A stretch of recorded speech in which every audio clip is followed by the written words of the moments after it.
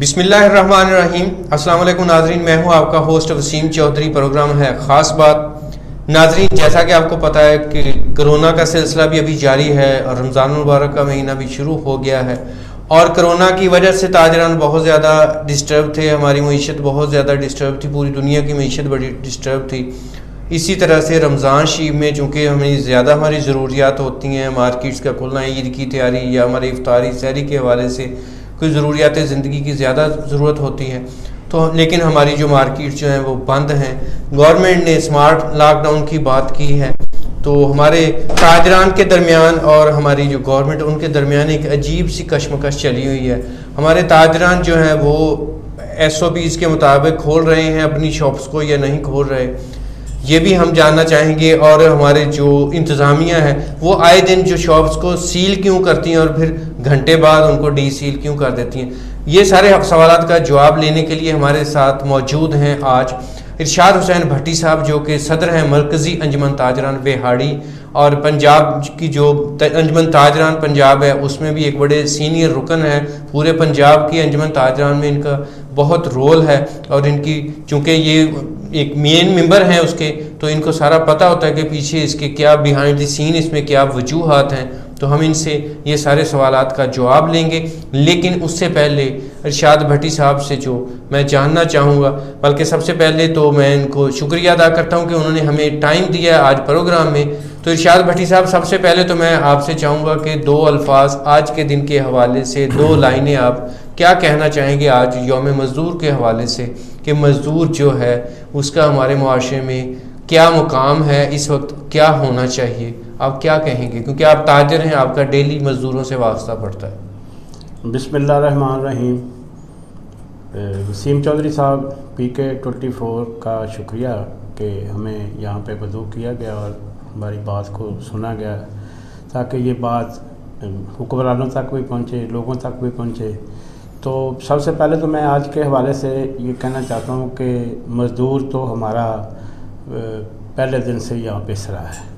तो इस वक्त जो सूरत हाल बनी है मज़दूरों के हवाले से मैं बात करूँगा, कोरोना के हवाले से, तो सबसे ज़्यादा तो मज़दूर जो दिहाड़ीदार है उसमें जो हमारे पास मुकम्मल मुश्किल तौर पर काम करने वाले लोग हैं, वो तो चाहे साहब उनको तो हम उसी तरह से अपने जितनी तनख्वाहें वगैरह हैं या जो भी है उनके खर्च अखराजात वो तो हम अदा कर रहे हैं। इसके अलावा जो हमारे पास वो लोग थे जो जिनका रोज़गार ये था कि वो हमारे से कोई अपने कारोबार के सिलसिले में कुछ सामान वगैरह इधर ले जाना करना, तो वो लोग बिल्कुल बेरोज़गार हुए। जी। तो उसके हवाले से हमने अपनी तरफ से ये कोशिश की है कि ऐसे लोग जो बिल्कुल डिज़र्व करते हैं, जिनका बिल्कुल और कोई ज़रिया मुआश नहीं है, जी। तो उसके लिए हमने वसी तौर पर एक राशन का बंदोबस्त किया है। जी। तो उन डिज़र्व लोगों को उनके घर में राशन पहुँचाया। जी। और उनकी पूरी तरह से मदद करने की कोशिश की है। मैं सारे ताजर भाइयों से, सब दोस्तों से गुजारिश करूँगा कि इसमें जो वो दिहाड़ीदार तबका है, जो मजदूर वाला मज़दूर है, उसकी जिस हद तक भी आप, क्योंकि वो मांगता नहीं है, वो फ़कीर नहीं है, सही बात। आप जो समझते हैं कि जो डिज़र्व करता है तो उसकी आप खुलकर मदद करें और किसी को पता भी नहीं चलना चाहिए। बहुत अच्छा पैगाम दिया है इरशाद हुसैन भट्टी साहब ने कि आज के दिन हमें ये तहैया करना चाहिए, यौम मज़दूर के दिन जो है ताजरों को स्पेशली तहैया करना चाहिए कि ये जो मज़दूर हैं हमारे दस्तों बाजू, इनके बगैर ताजर नहीं चल सकते, तो इनका ख्याल करना चाहिए, जो परेशानी में इनका ख्याल करना चाहिए और उनकी इज़्ज़त नफ्स को भी मजरूर नहीं होना चाहिए। भट्ट साहब, असल बात की तरफ आते हैं। अब कोरोना शुरू हुआ है, पूरी दुनिया की मार्केटें बंद हो गई, उसमें वेहाड़ी की मार्केटें भी बंद हो गई, क्योंकि वेहाड़ी उनसे अलग तो नहीं था पूरे पाकिस्तान से या पूरी दुनिया से। कोरोना ने कितने हालात ख़राब किए, फाइनेंशियली कितना पूरी दुनिया का लॉस हुआ है। गवर्नमेंट ने लॉकडाउन की बात की है, तो आपने हमेशा की तरह गवर्नमेंट के साथ मिलकर जो ताजरान को इस बात पे जो तैयार किया है कि हमने सब ने गवर्नमेंट का साथ देना है अपने लिए, अपने तहफ़्फ़ुज़ के लिए, और मार्केटें बंद कर दी। अब इतना अरसा हो गया, उससे लोग परेशानी में जा रहे थे और अब गवर्नमेंट इस चीज़ को समझ रही थी, स्मार्ट लॉकडाउन की बात हो गई। अब जब कुछ चीज़ें खुलना हुई हैं, शॉप्स जो खुलना शुरू हुई हैं, तो इंतज़ामिया के दरमियान और ताजरों के दरमियान जो मसाइल देखने को मिल रहे हैं कि आए दिन जो है वो दुकानें खुली हैं तो AC साहिबान आके दुकानों को सील कर रहे हैं। वहाँ पे एक तमाशा लग जाता है जो मीडिया की जीनत बनता है। मैं जानना आपसे ये चाहूँगा कि क्या ताजरान की तरफ से जो इसको मिस हैंडल किया जा रहा है, ये गवर्नमेंट की तरफ से मिस हैंडल किया जा सकता है? जो इतना लॉकडाउन जो आप लोगों ने म्यूचुअली बड़ी अंडरस्टैंडिंग से गुजार लिया है, तो अब स्मार्ट लॉकडाउन में आके ऐसा क्या हो गया कि डेली जो कोई ना कोई ऐसा इशू बनता है और फिर घंटे बाद जो है जो एसी साहब उसको सील करके जाते हैं, घंटे बाद आके उसको डी सील भी कर देते हैं। तो ये क्या असल मसला क्या है? मैं चाहूँगा कि आप ताजरान की नुमाइंदगी कर रहे हैं और इंतज़ामिया के साथ भी आपकी अच्छी अंडरस्टैंडिंग है, क्योंकि आपने हमेशा इंतज़ामिया के साथ मिल के चलने वाली बात की है। तो मैं चाहूँगा कि हमारे नाजरीन को आप बताएं कि आखिर ये मसला क्या है। वसीम भाई, मसला ये है कि जब से ये लॉकडाउन का सिलसिला शुरू हुआ है तो इसमें तकरीबन कोई 40-45 रोज़ गुजर चुके हैं जी। तो हमने पहले दिन से लेकर आज तक जी इस हवाले से हुकूमत के साथ मुकम्मल तौर पर तावन किया है। मैं समझता हूँ कि ये तावन हमने अपने साथ भी किया है, अपने साथ किया है, क्योंकि ये कोई गवर्नमेंट का कोई ऐसा फैसला नहीं था कि जिसमें मैं समझता हूँ कि वो सिर्फ और सिर्फ हमें कोई नुकसान पहुँचाना चाहती है। सही बात करना चाहती है। हमारी प्रोटेक्शन के लिए, हमारी आइंदा नस्लों के लिए, हमारे लिए, हमारी सब लोगों की भलाई के लिए ये फैसला किया गया था। जी जी। तो हमने इसमें मुकम्मल तौर पर गवर्नमेंट का साथ दिया है और अब तक दे रहे हैं जी। तो असल में बात यह है कि जो इसमें सबसे ज़्यादा इस लॉकडाउन में मुतासर होने वाला बंदा जो है ना, वो 70 लाख छोटा ताजर है जी। 70 लाख छोटा ताजर जो है वसीम साहब, उसके साथ कोई अगर आप 3-4 लोग भी उसके साथ रिलेटेड कर लें तो ये तकरीबन 2.5-3 करोड़ पर चली जाते हैं जी। ऐसे ही तो छोटा ताजर जो है इसमें सबसे ज़्यादा मुतासर हो रहा है जी। वो इसलिए कि उसके पास इतने वसाइल नहीं हैं, इतनी ज़्यादा उसकी अर्निंग नहीं है, या इतनी ज़्यादा उसके पास जमा पूंजी नहीं है कि वो बैठ के उन लोगों को भी जो उनके पास मुलाजम है उनको भी अदायगी कर सके, किराए की मद में भी अपने अखराजात लोगों तक जो हैं बनते हैं वो उनको पैसा दे सके, और अपने किचन को भी जो है वो उसको भी चालू रख सके जी। तो मैं समझता हूँ कि इसमें जो है ना सबसे ज़्यादा, क्योंकि ये गवर्नमेंट ने, अब देखें ना जी, गवर्नमेंट ने 12-12 हज़ार रुपये दे दिया लोगों को, बहुत अच्छी बात है। अब हमारा जो ताजर है वो एक गयूर ताजर है जी जी। क्यों?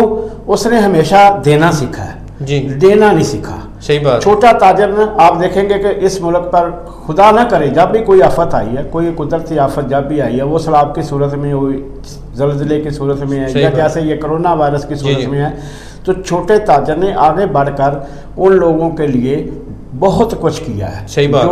जो डिजर्व करते थे जी जी। ठीक है। अब जब वो उन लोगों के लिए भी कर रहा है और अपने उन लोगों के लिए भी कर रहा है जो उसके पास मुलाजम है, जो उसका अपना ज़ाती खर्चात है उसको भी पूरा करना है, फैमिली भी है, फैमिली भी है उसकी, और इसके अलावा जो है वो दुकानों के किराए रहे हैं। मैं समझता हूँ कि अब उसके लिए बहुत ज़्यादा मुश्किल बन चुकी है जी जी। तो वो फाका कशी की नौबत पर आ चुका है जी जी। तो इस सिलसिले में मैं मतलब गवर्नमेंट से, हुकूमत पाकिस्तान से, इमरान खान वज़ीर आज़म साहब से, वज़ीर आला पंजाब से ख़ास तौर पर यह दरख्वास्त करता हूँ कि इस लॉकडाउन में नरमी की जाए ताकि वो अपने बिजनेस को जारी रख सके। नरमी के हवाले से मैं कहता हूँ कि अगर कोई मसाइल हैं जी जी तो वो उसको डिवाइड कर लिया जाए कि स्टेट ने 3 दिन इसने खुलना है, 4 दिन इसने खुलना है, 2 दिन इसने खुलना है, चले कोई ना कोई सूरत हाल बनाए ताकि वो अपना रास्ता निकाला जाए, कोई ना कोई उसका वो अपना लिए और जो उसके साथ अटैच लोग हैं उसके के लिए बंदोबस्त कोई कर सके जी जी। तो मैं इस सिलसिले में मतलब जो है ना स्मार्ट लॉकडाउन की तरफ हम जाएँ, चाहे कोई भी जाए जी जी। मैं कहता हूँ कि हम जो भी SOPs गवर्नमेंट बना के देगी, चाहे वो मतलब है कि हम समझते हैं कि कोरोना वायरस से बचाव के लिए हमें मास्क की ज़रूरत है, हम मास्क पहनेंगे, अपने बंदों को, अपने साथ काम करने वाले लोगों को पहनाएंगे।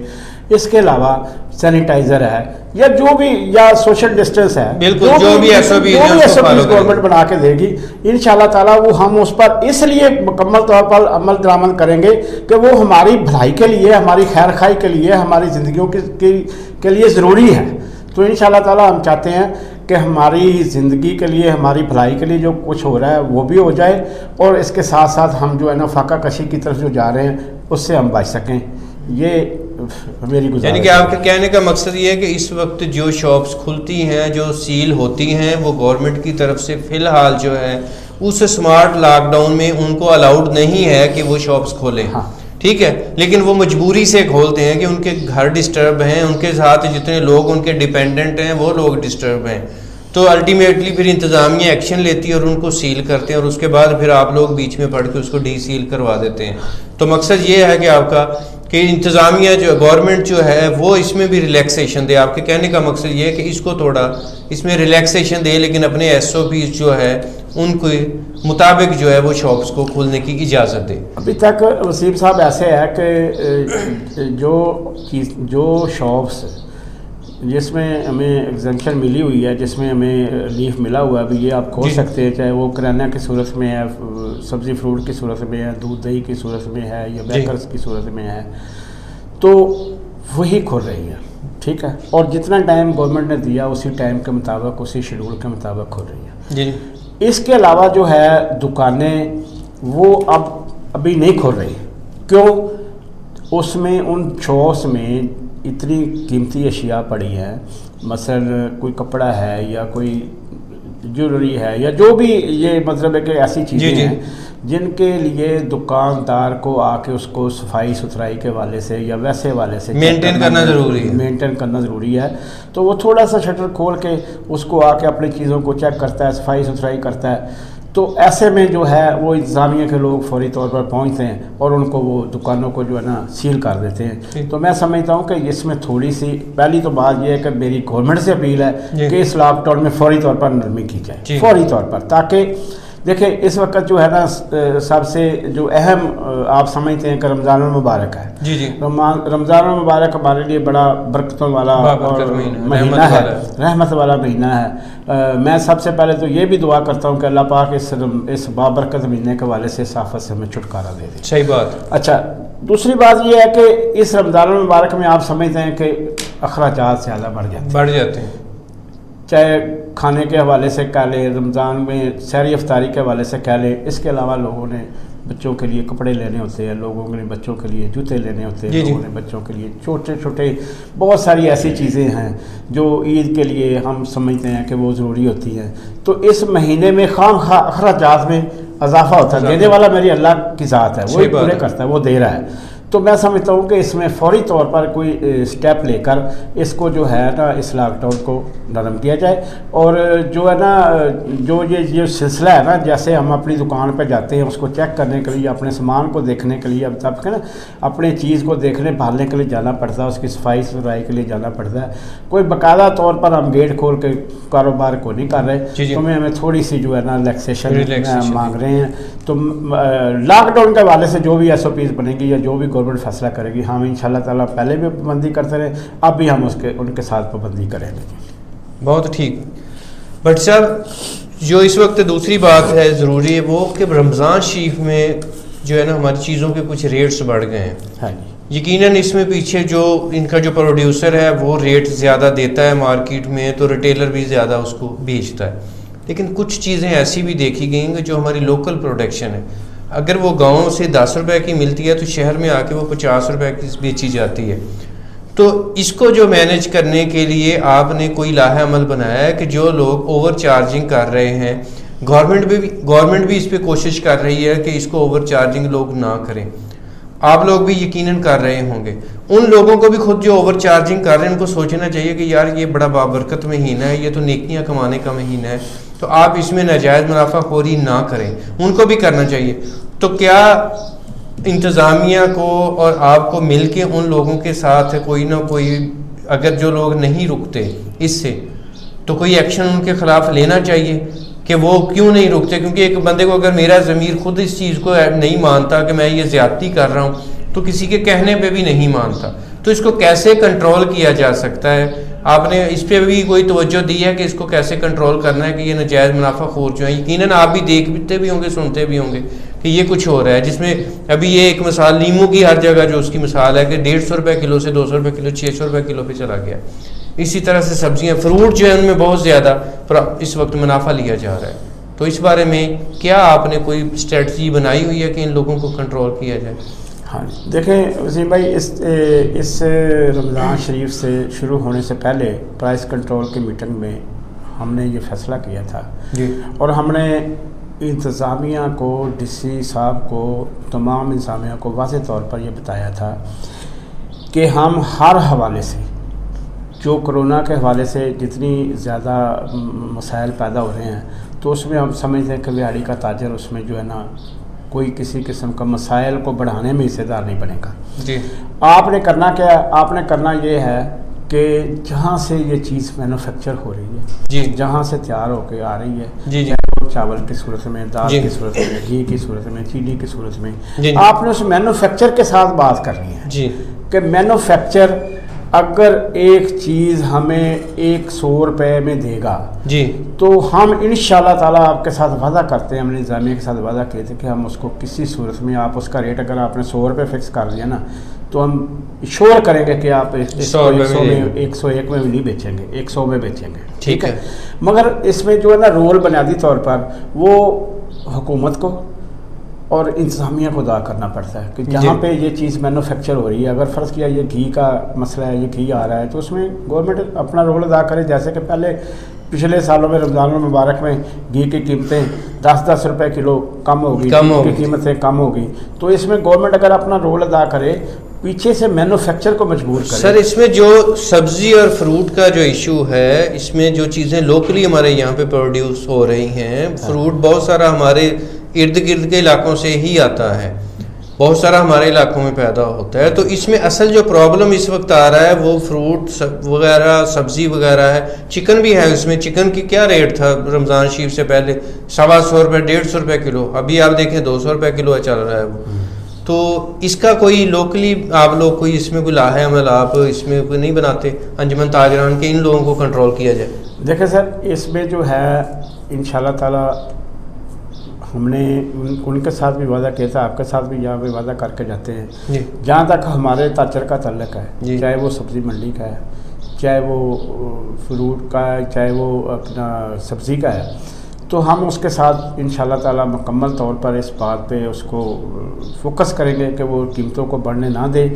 अब तो वैसे सब्ज़ी के हवाले से तो सिर्फ ये बात है कि सब्ज़ी तो वैसे वाकई काफ़ी सस्ती इसीलिए होती है, सब्ज़ी बाहर नहीं जा रही है। ठीक है। अब जो फ्रूट के हवाले से ये बात है कि हमको ये सोचना चाहिए, जैसा कि आपने बड़ी अच्छी बात की है कि रमज़ान मुबारक का जो महीना है ये बरकतें, रहमतें, फजीलतें समेटने का महीना है। तो इसमें जो कोई भी हमारा भाई इसमें कोई ऐसी चीज़ जिसकी कीमत उसने बाहर अदा की कम है और यहाँ पे ज़्यादा इस हवाले से वसूल कर रहा है कि वो रमज़ान मुबारक में कीमत ज़्यादा वसूल करे, ना हमारा वो साथी है, ना वो हमारा कोई दोस्त है, ना हमारा भाई है, ना हम उसकी किसी के हवाले से हमायत करते हैं। अगर इस सिलसिले में हमें किसी जगह पे कोई बात सामने आती है, कोई दोस्त निशानदेही करता है जो कि वो जब हम उनसे बात करते हैं वो कहते हैं जी ये मुल्तान की मंडी का रेट है फ्रूट का, ये जहाँ पे हम ख़रीद कर रहे हैं, ये यहाँ पे हम बेच रहे हैं। तो अगर कोई ऐसी बात,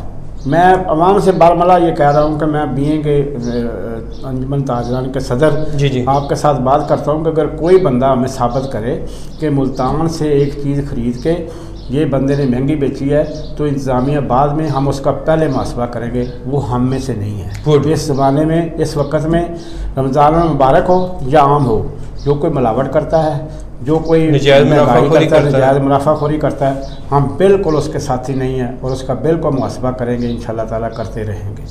बहुत शुक्रिया। इरशाद हुसैन भट्टी साहब, सदर मरकज़ी अंजुमन ताजरान बेहाड़ी हमारे साथ मौजूद थे, जिन्होंने अभी कोरोना के हवाले से जो लॉकडाउन है उसके मुतल्लिक भी हमसे बातचीत की है, और जो यहाँ पर रेट्स का मसले चल रहे हैं इस वक्त, कुछ लोग ओवर चार्जिंग कर रहे हैं, उसके हवाले से भी बात की है, और बहुत पॉजिटिव हैं इस मामले में, गवर्नमेंट के साथ मिलकर चलते हैं हमेशा से, अभी भी गवर्नमेंट के साथ खड़े हैं, और गवर्नमेंट से उन्होंने रिक्वेस्ट की है कि लॉकडाउन में थोड़ी रिलैक्सेशन दी जाए। देखें वसीम भाई, आखिरी बात, जब आपने एक बात की कि हम गवर्नमेंट के साथ खड़े हैं, इंशाल्लाह हम गवर्नमेंट के साथ खड़े हैं, क्योंकि जब तक रियासत जो भी हुकूमत जो भी फैसले करे हमारे अवाम के लिए, बेहतरी के लिए, अगर अवाम उस पर अमल ना करे तो ज़ाहिर है वो मसाइल हल नहीं हो सकते। लिहाजा मैं सिर्फ़ और सिर्फ गवर्नमेंट से आखिर में ये दरख्वास्त करूँगा कि ये लोग, ये छोटा ताजर इस वक्त इंतहाई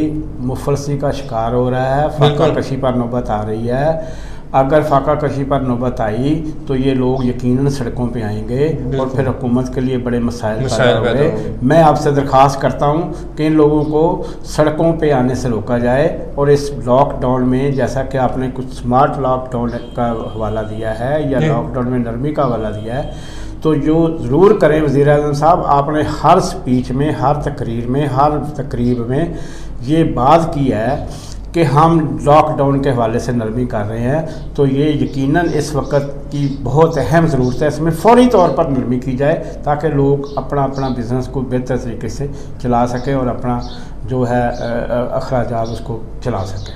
बहुत शुक्रिया। बहुत शुक्रिया इरशाद हुसैन भट्टी साहब। इंशाल्लाह नाज़रीन नेक्स्ट प्रोग्राम में मुलाकात होगी। अल्लाह हाफ़िज़।